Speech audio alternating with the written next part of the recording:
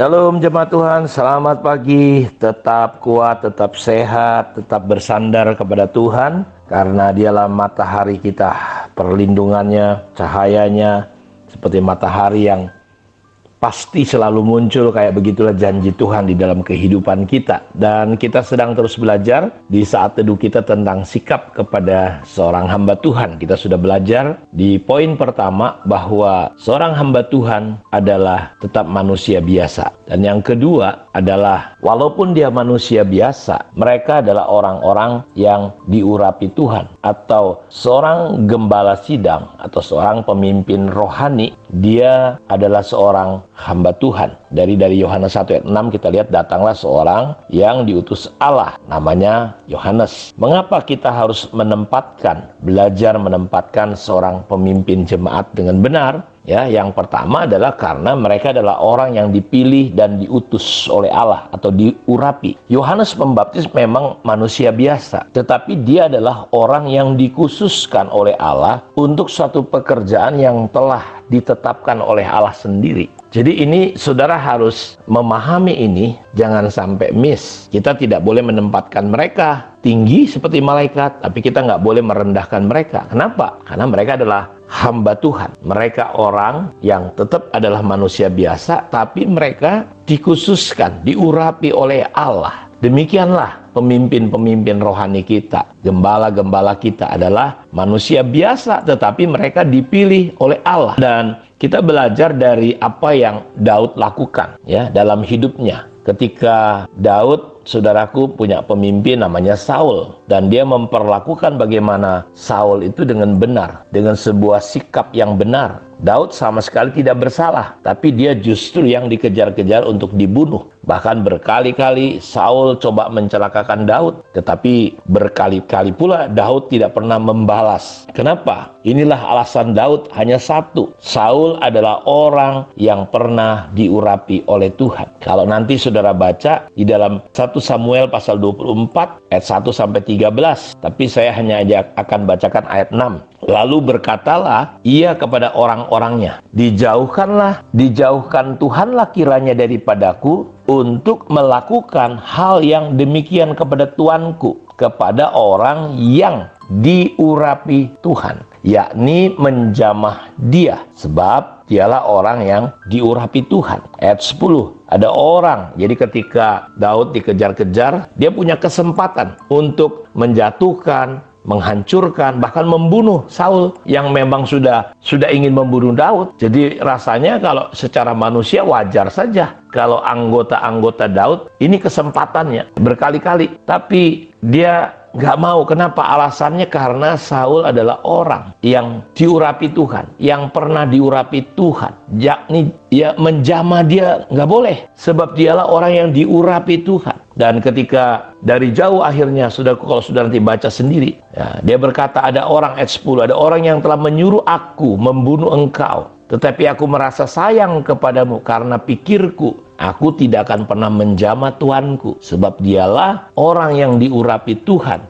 Jadi sikap kita saat pemimpin kita salah mungkin adalah mendoakan dan menyerahkan mereka kepada Tuhan, dan biarkanlah Tuhan yang bertindak atas mereka, sebab mereka adalah hambanya. Karena otoritas itu, saudaraku, otoritas itu langsung berhadapan dengan Tuhan. Jadi ketika menyentuh otoritas pemimpin rohaninya, sebenarnya dia bukan sedang melawan otoritasnya, dia jadi bersalah melawan Tuhan. Karena itu Daud ngerti prinsip ini. Makanya Alkitab berkata bahwa pemimpin-pemimpin, pemerintah yang diangkat Tuhan, tidak ada otoritas yang tidak berasal dari Allah. Semua berasal dari Allah, diangkat. Barang siapa melawan, dia melawan Allah. Daud sangat memahami prinsip ini, karena itu dia tidak mau menyentuh Saul, walaupun Saul sudah berbuat jahat kepada dia. Kesempatan-kesempatannya ada untuk menjatuhkan Saul, tetapi dia berkata dengan sebuah alasan, karena Saul diurapi. Nah, jadi kita kenapa kita belajar menempatkan pemimpin kita dengan benar, gembala kita, pemimpin rohani kita. Kalau dia memang manusia biasa, ngapain Pak? Kelebihannya adalah, saudara, mereka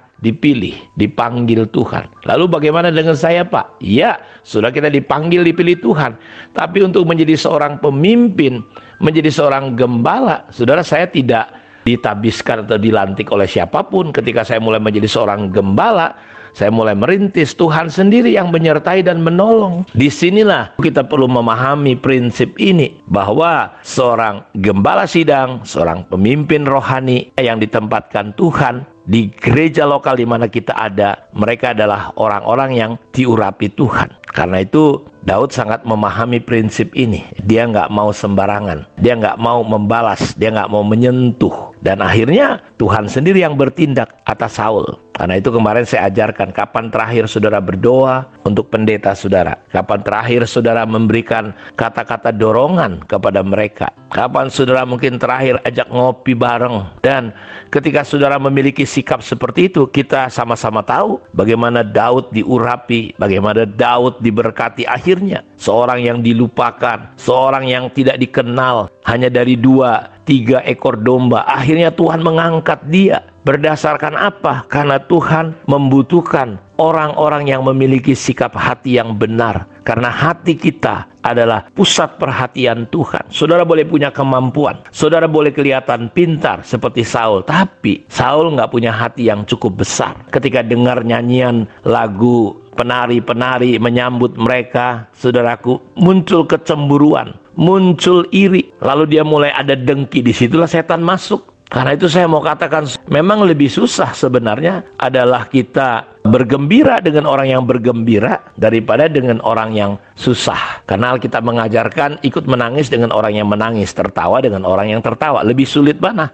Kita lebih gampang empati. Makanya pelayanan-pelayanan yang bersifat hal-hal yang bersifat empati lebih gampang. Karena kita nggak mudah tertawa dengan orang yang tertawa, ikut sukses dengan orang yang sukses. Dengar teman kita baru beli mobil baru, coba cek hati kita. Dia diberkati mungkin. Jadi banyak orang nggak siap hatinya. Dan Daud saya lihat di sini sudah kita belajar luar biasa. Dia punya kesempatan untuk membunuh Saul, tapi dia nggak mau. Kenapa? Saul masih ada dalam posisi seorang pemimpin. Tunduk itu mutlak sikap hati kita kepada pemimpin. Taat kalau perintahnya nggak sesuai dengan firman Tuhan, itu bisa kita tolak. Tapi tetap dengan sikap hati yang benar. Karena itu sikap kita saat pemimpin kita sedang tidak ideal, nggak cocok menurut kita. Karena dia adalah seorang pemimpin. Kita serahkan sama Tuhan. Biarkan Tuhan yang bertindak atas mereka. Boleh nggak kita tegur? Boleh. Daud ngomong juga, Tuanku lihat nih begini-begini. Jadi ada aturan mainnya, saudaraku. Karena itu kalau sudah ada pemimpinmu yang salah, saudara silakan kasih masukan. Bukan dengan, justru kan kita nggak tegur dia dengan baik, dengan benar. Maka kita seringkali ngedumel di luar, jadi gosip. Akhirnya kasihan, padahal dia nggak tahu.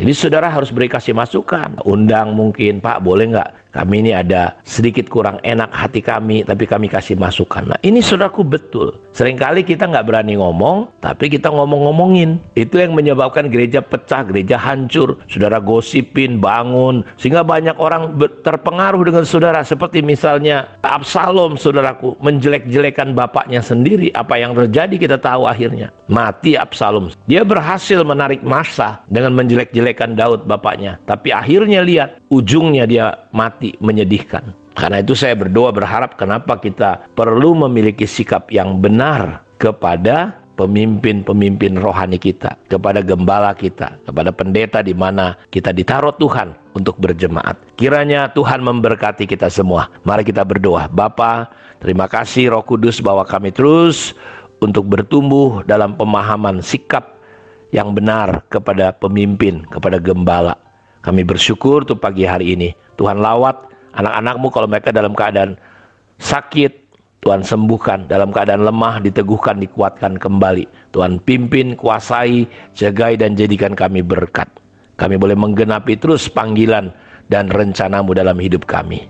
Dalam nama Tuhan Yesus kami berdoa. Amin. Tuhan memberkati kita semua. Shalom.